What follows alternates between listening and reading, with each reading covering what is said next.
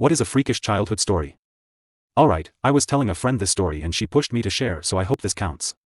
The year was 2000 and I was 9 years old. For context, I'm the oldest of 6, Mom was ready to pop out the 4th at the time, and it was a very hot July day. So my brother, 7 at the time, and I were fighting over a box of crackers on the kitchen counter. Why were we on the kitchen counter? Who knows, but I'm sure at the time, it seemed like a great place to fight over a box of Cheez-Its. So I'm trying to pull the box away from him, he's trying to pull the box away from me, and eventually, he gets the grand idea to push me off the counter.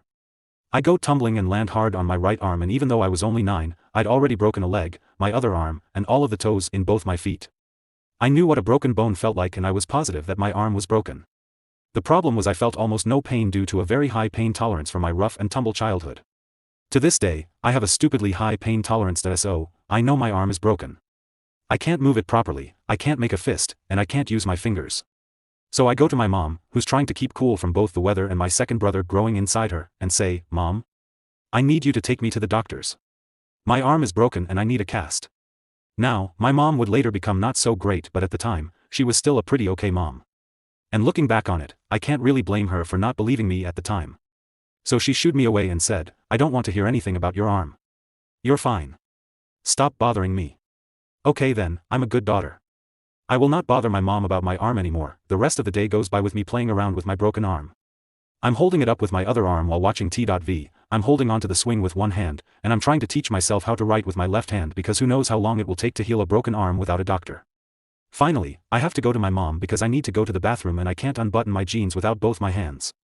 She's been getting more and more annoyed with me as she's watched me baby my arm all day, and she finally snaps at me, telling me that she'll take me to the doctor, but if my arm isn't broken, I'm going to be in a lot of trouble.